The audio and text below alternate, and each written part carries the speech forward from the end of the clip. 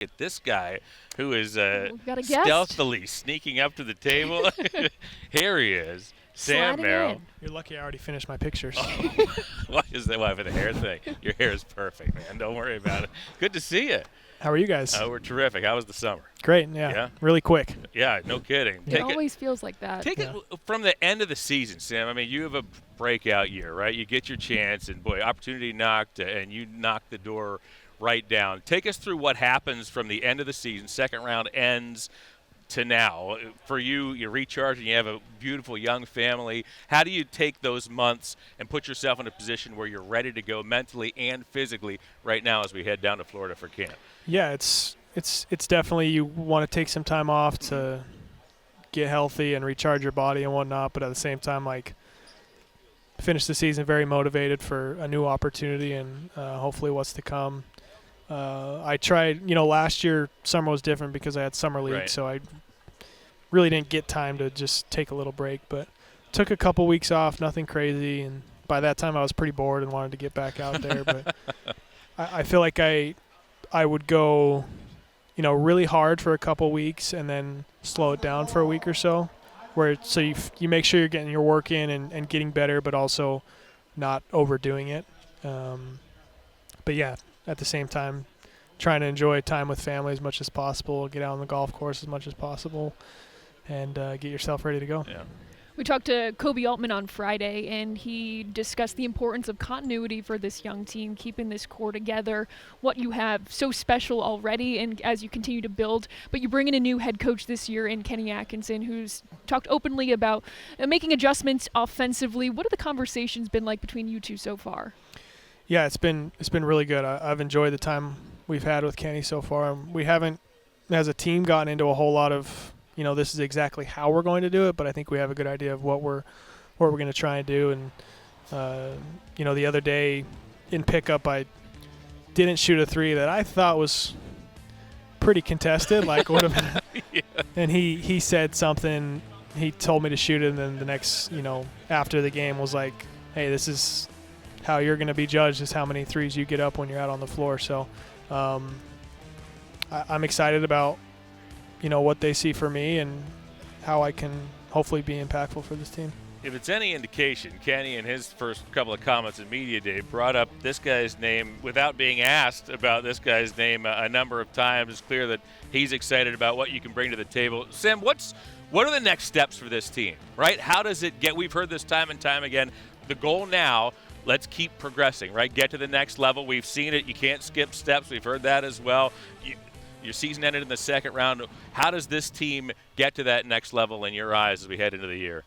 Yeah, I think, going through a regular season where you're trying to win as many games as you can, but also at the same time preparing yourself for what the playoffs are like, because they really are very different from the regular season. And it's trying out different things. Yeah. It's getting an idea of, who plays well together and whatnot, and who can handle certain situations and whatnot. But that's a lot of that's up to the coaches. For us as a group, it's developing good habits, developing a style of play. And I think teams sometimes give up on their style when you get to the playoffs too easily. Like, everyone just wants to get into matchup hunting and slow things down, and I don't think it's necessary all the time. So if we can develop good habits of, hey, we have a style that can handle any type of defense, and then, taking care of our bodies, trying to stay healthy, so that, when the time comes, we're ready to go. Because I feel, and I think the whole team feels like we're absolutely capable of getting to that next level. But there's a lot that goes into it, and you can't worry about that right now. You just got to try and get better every day right now. John mentioned last year being a breakout season for you. Not your first stop. You've made multiple stops in the NBA. But why is Cleveland, why is this organization such a good fit for you? Well, I think, number one, they believed in me when a lot of teams hadn't at the point. I remind them of this, that they had opportunities before as well, but it's such a good organization top to bottom. I mean, the Gilberts are great. I reference Paris a lot when people ask about that. Like the fact that they rented out an entire hotel, brought the entire organization, did a huge big party, and we play Brooklyn, and nothing against Brooklyn. I don't know anything about them, but they basically just had their normal travel party, and what they do with the Better Halves group with the families. They have this incredible family room where my daughter can go and just play for the whole game, so my wife doesn't have to worry about it. That part of the organization is great. But then, like, just the belief that Kobe and Mike Gansey and Brendan and Laurent and those guys had in me, and then being able to play with a great group of guys that have confidence in me has been a lot of fun, and hopefully that continues this year. You talk about the confidence that the front office had in you. You played more games last season than you ever had in your NBA career, and like we said, you take full advantage of that opportunity. What was it like for you last season playing that many games in terms of making that adjustment and being ready to go each and every night?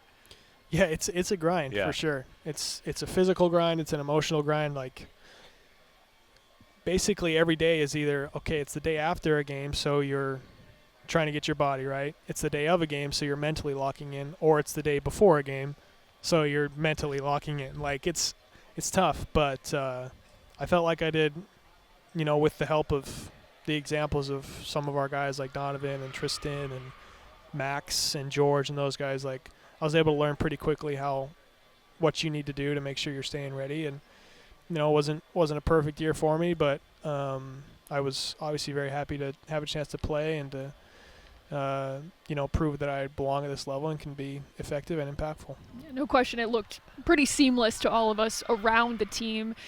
Sam, what are your expectations for yourself, maybe goals that you've set coming into this season?